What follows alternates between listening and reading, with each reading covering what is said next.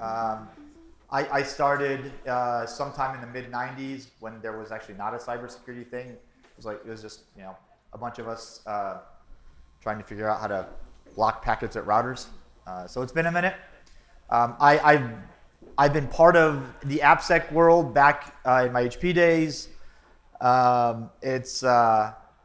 It was a fun world. I was no good at it, much like most of security. And so, I've been coming here for a while. This is a great group. I love the community here in Austin. I would have stayed longer, but I've got almost 12-year-olds at home, so getting into bed and to school is kind of an important thing at this point. So love you all, but the fam's got to see me. The genesis for this talk actually comes from about 2014. I was giving this talk, a very similar talk, but they wouldn't let me use the word suck because it was corporate and whatnot. But it's weird because I put some slides together. I got good reaction at the time. And I swear to you, at least once a quarter, I get a random email, somebody asking me if I'm going to update the slides. And it's been 11 years, so I figured I should at some point. So here we are. All right. This is part lessons learned, part comedy to make sure that you guys are still awake. As like I said, I've got some t-shirts after this if anybody wants one. The podcast does cover AppSec, and it's less about it started out as sort of all things security. But over the last couple of years, I've purposely set it kind of on a trend goal towards talking about topics and having guests on that are related to what we do, because there's enough security podcasts talking about vulns and hacking and all the lifestyle stuff and all that. You guys, we didn't need another one. So we talk a lot about things like risk management. The latest episode focused on healthcare data, and I promise you, if you listen to it and you find nothing new in it, we should talk, because it scared the hell out of me. Did you know that your gym membership and your frequent buyer, like your store brand buyer's card, can get tied to your health insurance? No? You do now.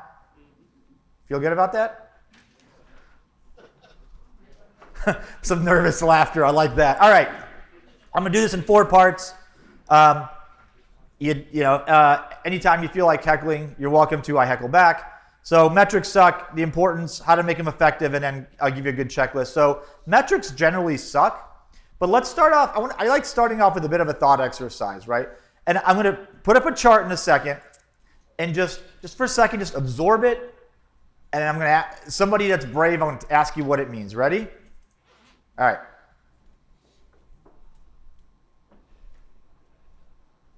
The country is fictitious. The chart is real. I stole it from somebody on LinkedIn. And I'm not going to tell you whose name they are, but this was god-awful. All right, you guys ready? All right, what did that chart mean? Who's brave? Anybody want to go ahead and venture a guess as to what the poster's point was? Yeah. Title inflation. Change your job. I like it. Okay, that's a good one. Yeah. That's what I heard. The guy that posted said, in a couple of years, you won't need developers anymore, and here's my proof. Now, let's go back to this wonderful chart for a second. The hell is that? Like, if I'm a rational person, I look at this chart and go, cool, lines, different colors. What? And the reason I put this photo up is this is exactly what went through my head, like, huh?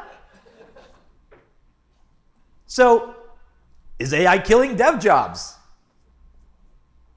Maybe. Is there even a relationship? How the hell do you know, right? Is there absolutely nothing related on that chart whatsoever? That was my argument. Everybody was talking about debating the point of AI taking developers' jobs, and I was the one guy on there that went, that chart shows nothing. Sent me a private message later, goes, well, that was rude. I said, well, then stop posting bullshit. I can do clickbait too, The one secret that'll fix all your AppSec problems, click here. But seriously though, so, the whole thing is really open to interpretation. And I've been doing metrics a long time, and here's where all of this started for me. Back in the early 2000s, I worked for a small company. You guys may have heard of it. It's called General Electric. It was way bigger back then, probably better. I make the you can make the joke that it was bigger in China back then, but it's a damn joke. You guys are killing me. All right. But I got stuck being the most junior guy on the team with collecting metrics every month off of all of our devices, like our Symantec antivirus, our Snort NIDs, and a bunch of other stuff. And it was my job to go to all these things and put this together in a spreadsheet and present it. And then we'd talk about what it said. And I always had the same question. Why am I doing this? This doesn't tell you anything. And then as I progressed in my career, I got into like AppSec and got into a leadership role, and people would tell me, look, this month we have 7,000 more vulnerabilities than we did last month. My question was always the same. And like, there's got to be more to this. No? Okay, you're fired. So, maybe you guys saw that chart on LinkedIn, maybe you didn't, but it really is one of those like classic, really crap metrics that try to tell you something. I used to say metrics don't lie to people that make them up to. And I've heard things like, oh, we did much better at this sprint. What? It's like my kids coming home from school and saying, Dad, I had a better day today than yesterday. How bad was yesterday? What'd you do today? And I always want to know, like, what's the measure? How do you measure it? What's the like measure that you're saying that you're doing better today than yesterday? How do you measure that? So why is it that your metrics suck? And I think it's because we don't tell a story. It is perpetually people that don't understand what they're asking, getting data from people that don't know the data they're gathering, to people that don't know the question that they're asking. It's like asking your kids questions when they were, maybe even mine are preteens, so I'm not quite there yet, but with the teenagers thing. But like, hey, is all your homework turned in? Yep. I should have asked, is all your homework turned in, graded, and have you gotten decent grades? But I didn't. So all your homework turned in? Yep. What, was it completed? Nope. Well, that's not the question I wanted, right? We use squishy words, all right? And if you're guilty of this, I have a club and I'd like to admit you in. We meet on Tuesdays. We use words like better. Who's used better on a presentation? If you're not raising your hand, you're just lying to yourself. How about easier? Have you ever tried, who's a vendor in this room? Okay. Have you ever told your customers, this will make your life easier? What the hell does that mean? How about faster? It's a relative measure. It means relative to where you are now, you will be better off, I'm using the word, with whatever activity is being promoted. Why is that not viable?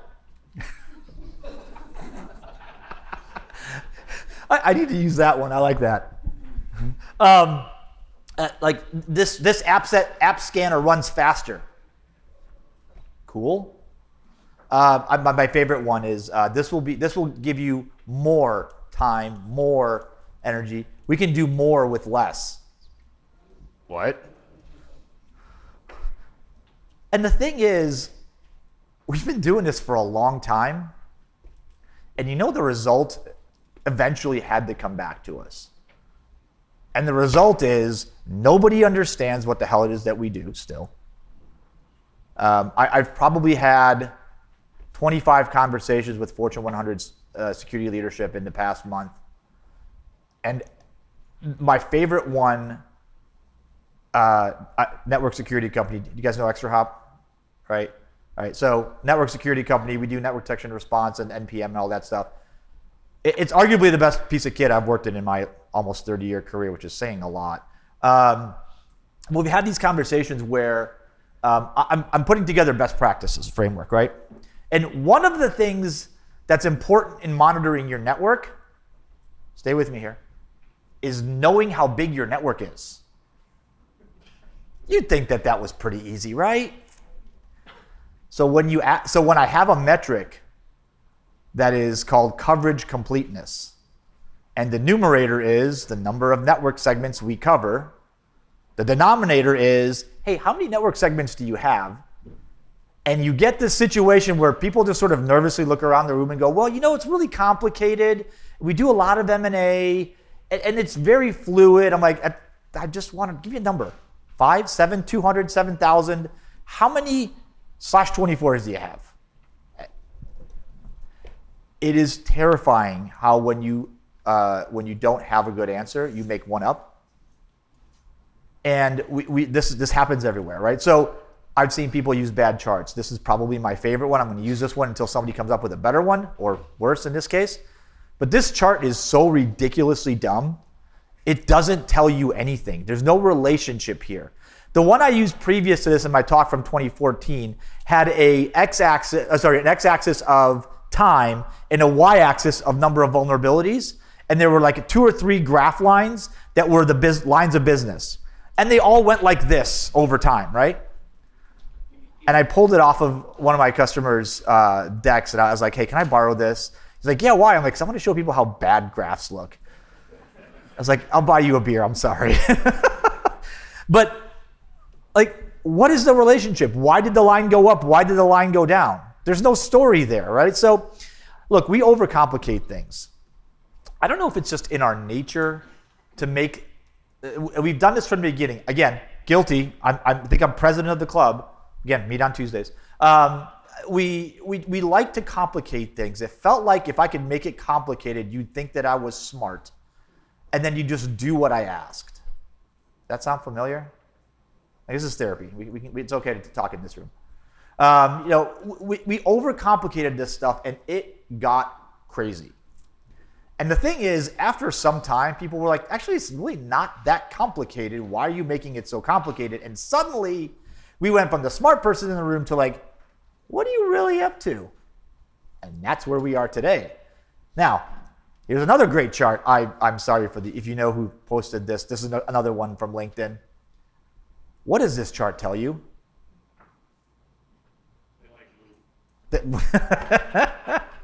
Hey, which region's doing the best?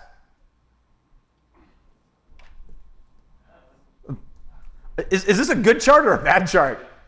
What trend are you showing? What's the narrative? I have no. If you're doing metrics collection and presentation for any reason whatsoever in your business, I should be able to pull any one of your charts out and understand the story it tells without asking you.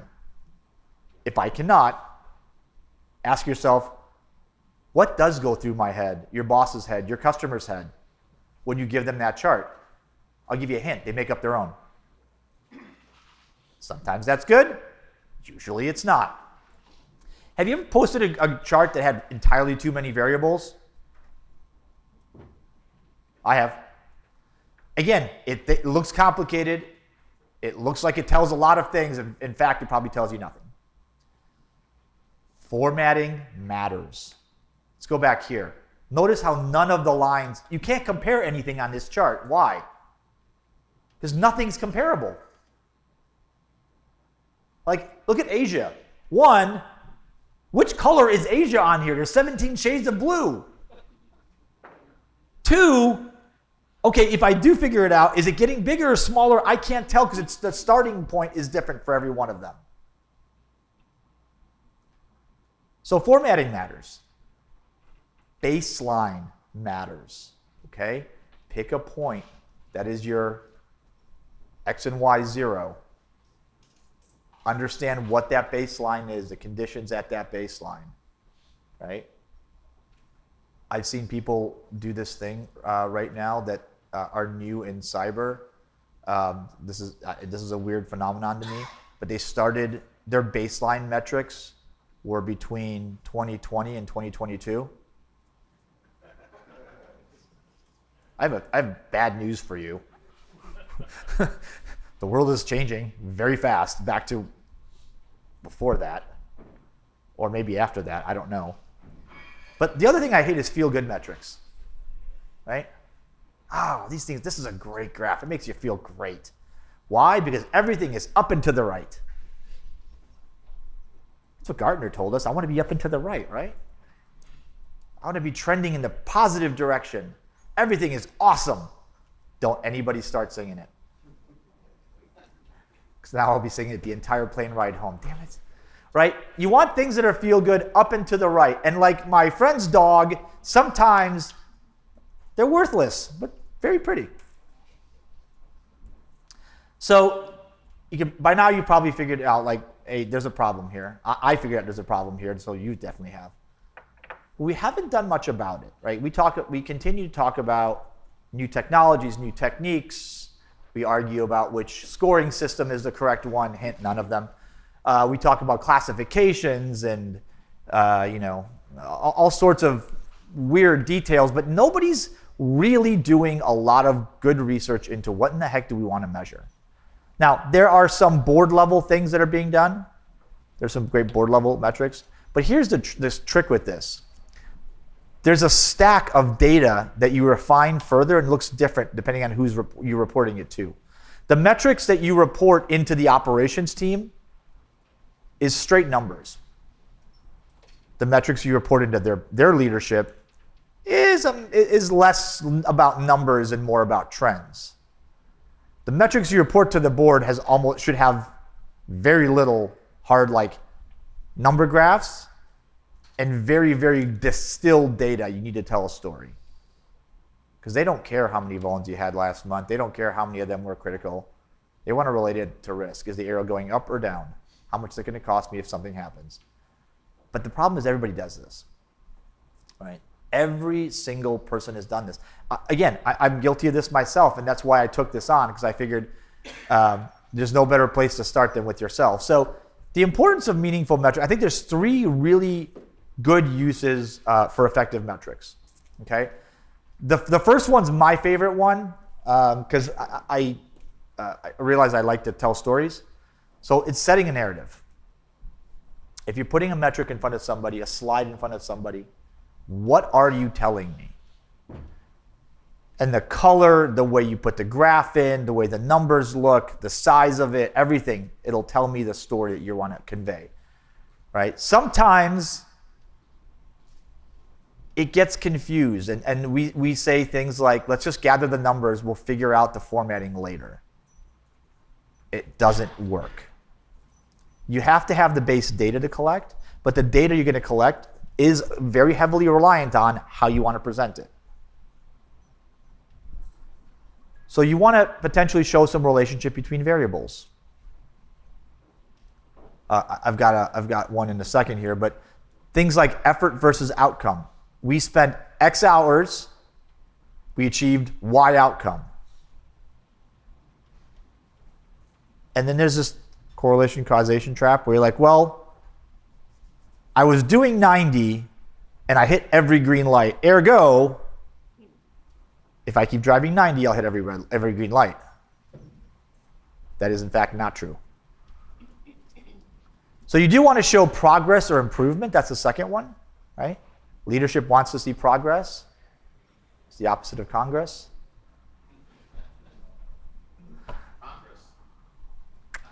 Yeah, you got it. Good job, gold star. So progress to me is, are we doing better than we did yesterday? And because I hate that word, what does better mean? So sometimes progress is simply, I can measure something I couldn't measure yesterday. Sometimes progress is, boy, we've been doing this for 9 years. I can measure the impact of having one less employee on the risk posture of the company. If you know that magic, I'd like to hear how. But things like the reduction in critical vulnerabilities. Jeff was just up here with a wonderful keynote about like what really matters, and there's a whole lot of myths around it, right? Everything's got a score of 9.9, 10. What does that number mean? I remember doing and selling dynamic application security scanning technology that would tell you what's critical. Well, SQL injection is obviously critical, right? Except when it's not. Or what happens if you chain like 4 non-critical things and suddenly you've owned the machine? Well, are those non-critical? Are those low? Like what happens there, right? So reduction in critical vulnerability, reduction in risk. Before we get there, I don't like that squishiness. I like increase in productivity because at the end of the day, people go home. But the important thing is what we're doing is enabling people to like the brakes on the car, right? You guys have heard this? Brakes on the car let you drive faster. What we do impacts the organization's ability to deliver software safer, faster. If you're doing it in some sort of right way. The way we've been doing it for the last 20 some odd years is slow it down, pull it apart, force people into some kind of rigor they don't understand with technology that they really don't want, that they have to battle throughout to get to the end of, and that's not productive. How about the impact of new tools? Again, this is a particular passion of mine because having been a seller of technology to development teams, their leadership would ask questions like, if I buy this, I'm spending $500,000. How much does this impact my organization and how? And the answer was always like, oh, it'll make you much safer by 200% ROI. You don't want to make stuff like that up. So, and the last one is to prove a point. Have a really sharp pencil if you're going to go into this avenue. This can be tough and tricky, but the cause and effect relationship is important to do with metrics. We'll talk about that in a second. The impact of some event or decision. Okay, we just made a decision to cut 20% of our staff. What impact does that have? It's super easy to say, look, nothing broke, no impact. Really though? Yet. What's the downstream impact of that? Did anything else have to change? Or did legitimately losing 20% of your staff have absolutely no impact on the organization? I'm willing to bet people get less sleep. I'm willing to bet your morale sucks. I'm willing to bet there's a lot of fatigue, meeting fatigue. I'm willing to bet a bunch of other stuff. How do you show that, right? And it really becomes, it's up to you to make that case, to show how concretely and tell that story. So how do you make the case for more budget? That's a tough one. I've got two scenarios for you. You go and you make the case for more budget. They tell you yes. You're lucky that day. Casino pays. And then you get breached a month later. Okay? Flip that coin. You go to ask for more budget. They tell you no. You don't get breached until the next budget cycle, after the next budget cycle. Which one of those scenarios is worse? If you've been in security long enough, those are both nightmare fuel, right? Like that's the ones that keep you up at night because you're like, well, okay, we bought stuff. We said this would do miracles, and here we are calling our lawyers. And then on the other side of that, you're like, well, we said if this didn't happen, there's this huge risk hanging over our head. This giant sword of Damocles is going to permanently hang over our heads, and someday soon, something bad's going to happen. We're all going to be looking for jobs, and a year later, you're like, well, that didn't work.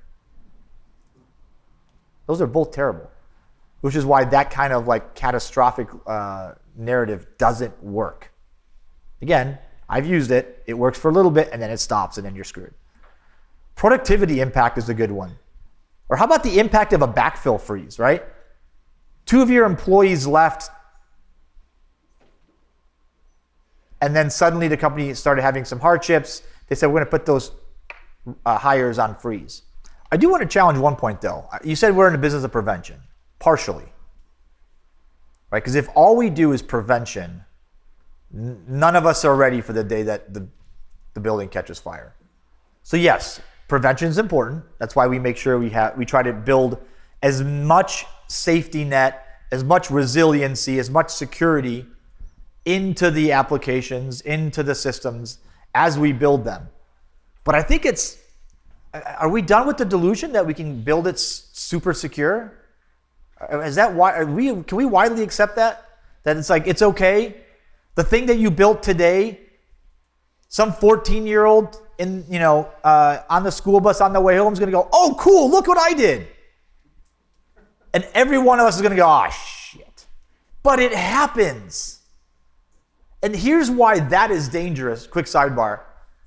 Every time, I put this AppSec program in back in my GE days, and security was taken very seriously. So you got the development cycle where we could sort of tell developers roughly what's a good idea, what's a bad idea. They didn't listen. Then they did QA testing and all this stuff, and we said, hey, you should probably test for this. They didn't listen.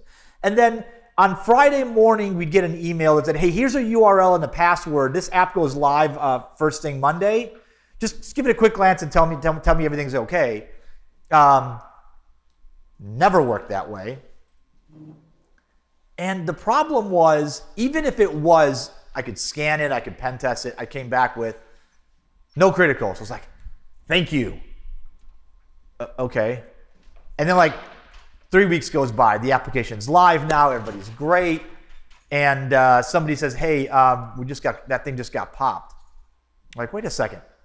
There was nothing we saw nothing at that time. Like, oh yeah, this new vulnerability came out. Right? Nobody looked for it. There it is.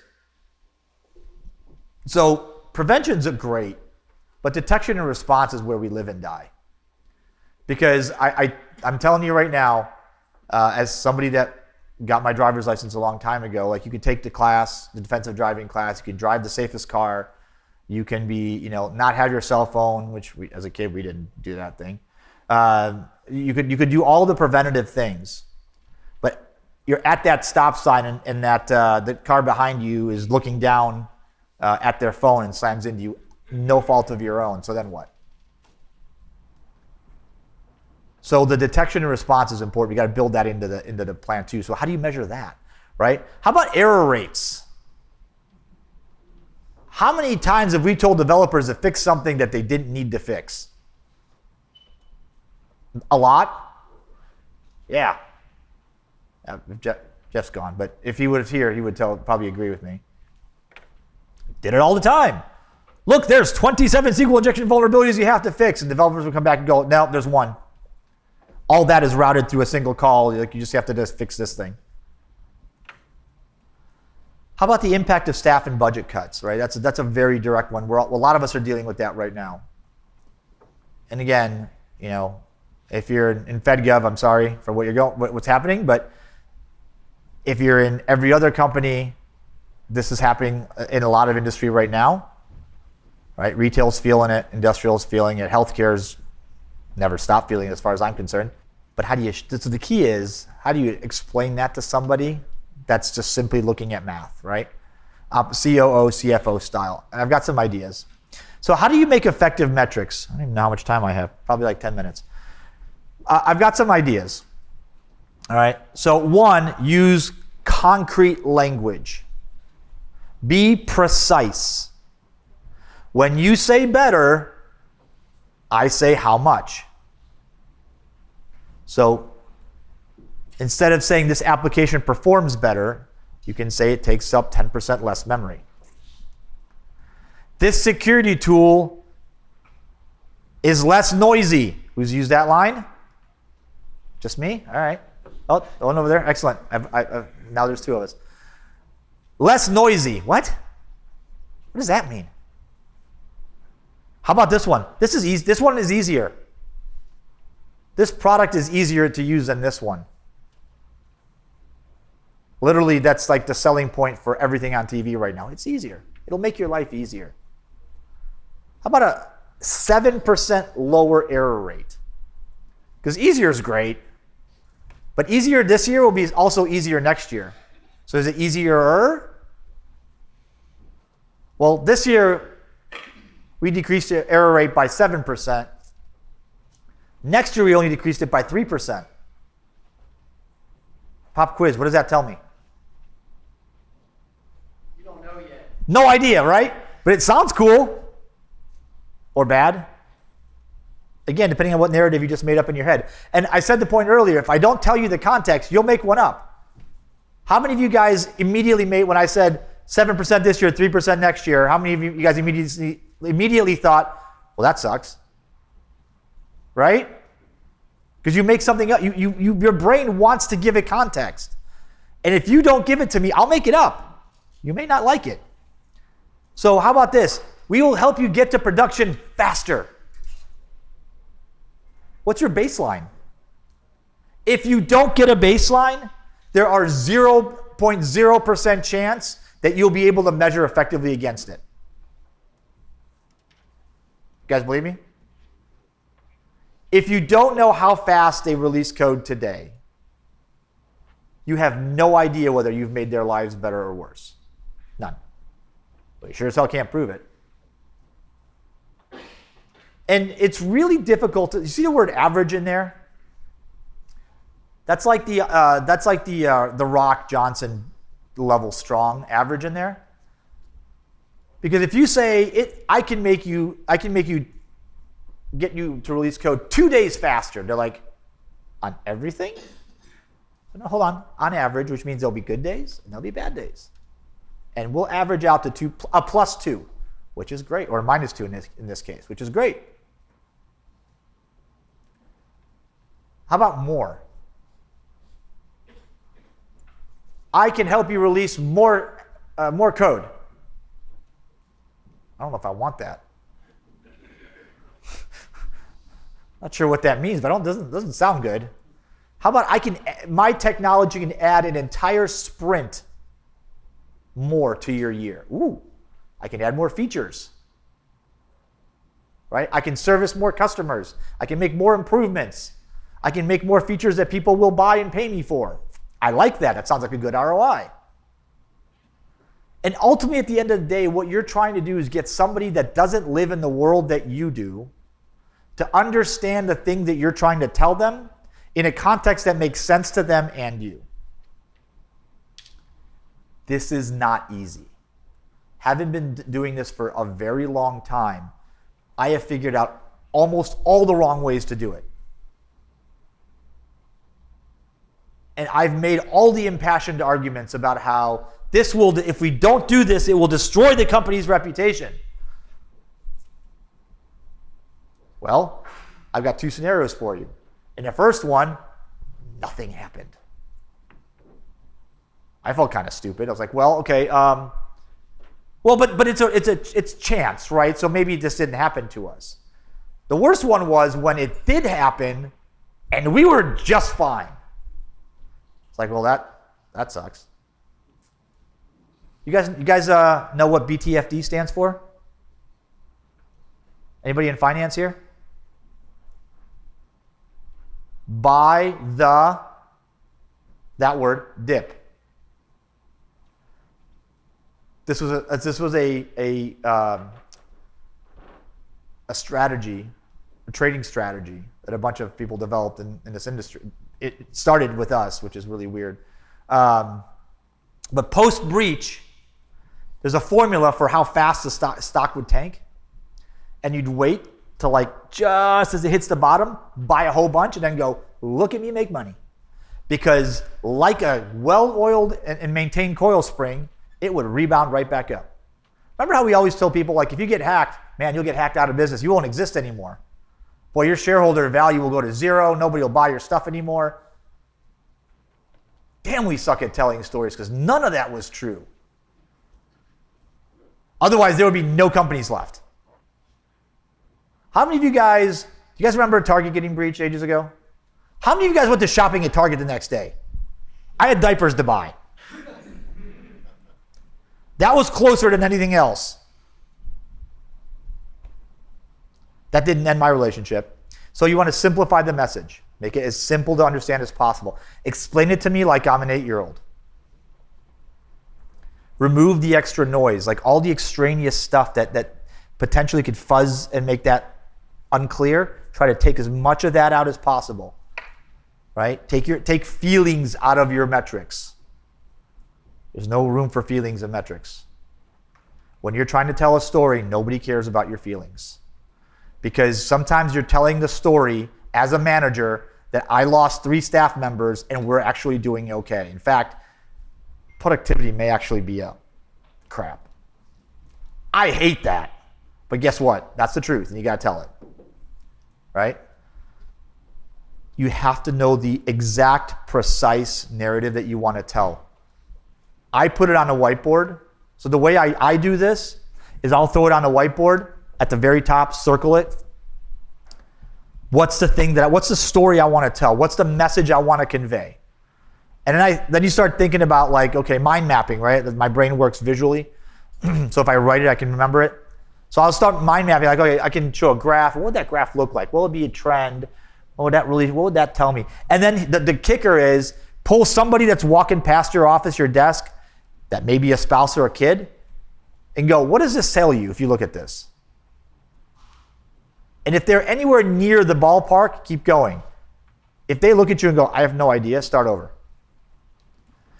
Get to the point.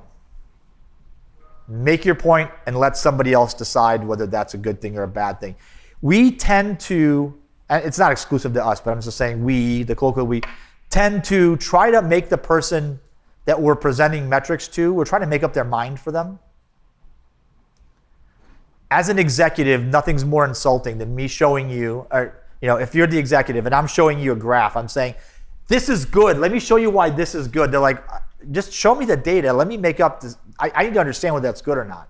Don't insult somebody's intelligence. Tell them the facts.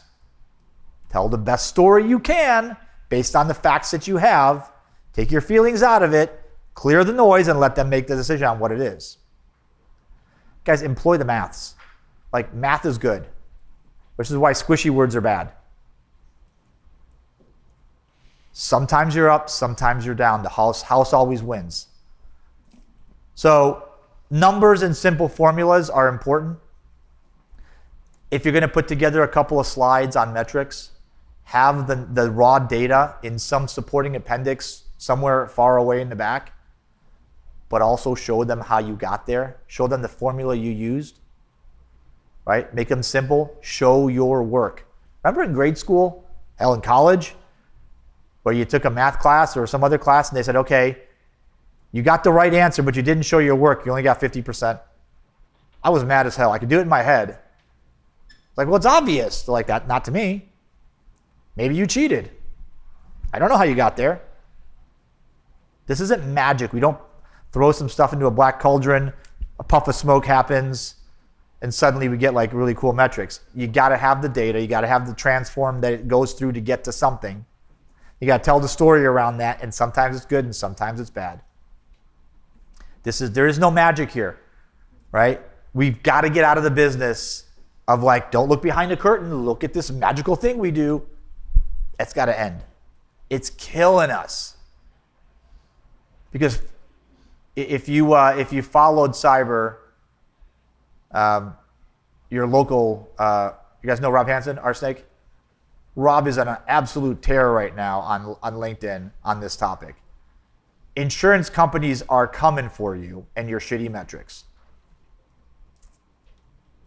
Whether you're a vendor or an enterprise, insurance companies are coming for you with data that sometimes proves you right, but more often than not says bullshit.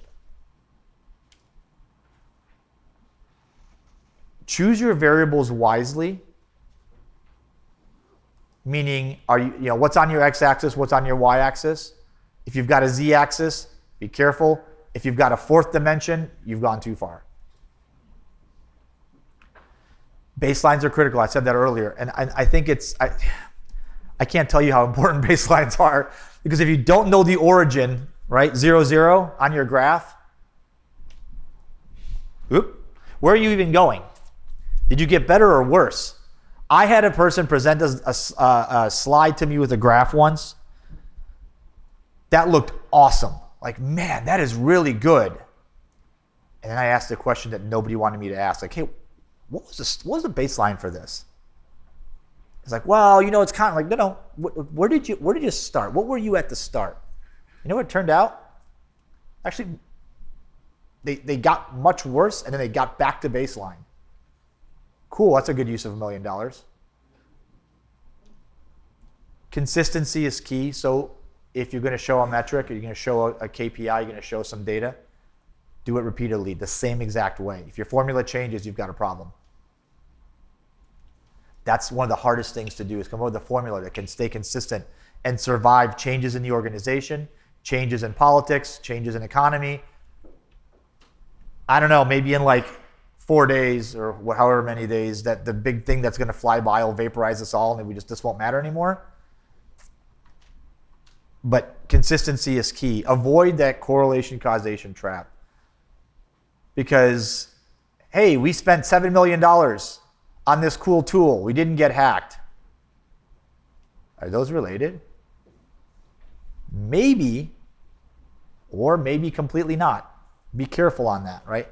So support your narrative and don't fudge your data. I'm telling you right now, it's going to be a bad day when your data gets called out. When your trend line that looks perfectly like this, somebody goes, hey, wait a second. That's a cool trend line, but your real line goes like this. Like, what's going on there? Make sure your data supports your story. Remember, metrics don't lie. The people that make them up do. Ensure relevance. Is the metrics that you're showing, do they matter to the organization? Does productivity matter? Does cost savings matter? I would ask if risk matters, but everybody says yes, but nobody knows what that means. Does this matter to them? Know your audience's perspective. Again, there's at least 3 layers of metrics you want to present. The technical stuff, how many, how much, which one, the aggregate of that, and then like the story of what all that means put together, right? Usually by the time you get to executive level, it's like 7 or 8 different metrics that were individuals down here are put together into like one block. All these things tell me this. Is it a technical or a non-technical audience? I have made the mistake where I started speaking in vulnerabilities and criticals and SQL injection to somebody that was board level, and they stared at me like I had just spoken Swahili. They were like, huh. And my first thought was, crap, they have no idea what I just said in the last 30 minutes. And it was true. No idea. You got to know your audience. You really, really have to know your audience and who you're talking to. So do a little research on them. It's important. All right, so here's your checklist. We've got 10 slides that will really kind of wrap this up for you. Number 1, what is the message? What are you trying to tell?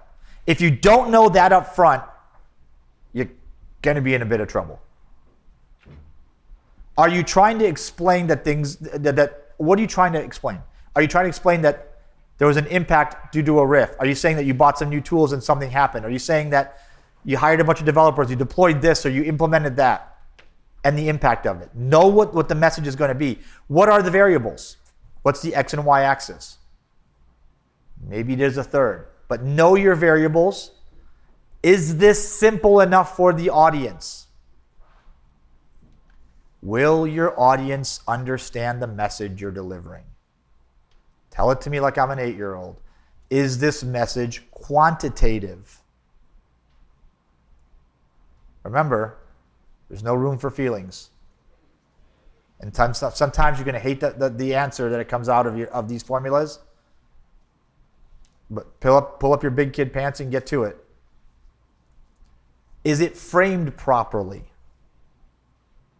Because sometimes a metric that says things are going poorly can have a really important thing that's missing. It's the framing. What was happening around this time? Man, our security dropped. We had 10x more incidents of phishing that people clicked on. Okay, that's terrible. My follow-up is, what was going on around that time? Oh, we all went home for COVID and used our personal laptops. Well, duh. Frame it, right? Think of it as a picture. Put the frame. The frame is important, right? If you put a Picasso in a cheap plywood frame, it looks like a cheap knockoff. There's no shortcuts. There aren't none. There ain't none. There's not a magic. I can't give you the things that you should measure. I get this asked all the time. Ask this all the time. Hey, what should I measure? It's a matter of maturity. Where in the journey of maturity is your organization?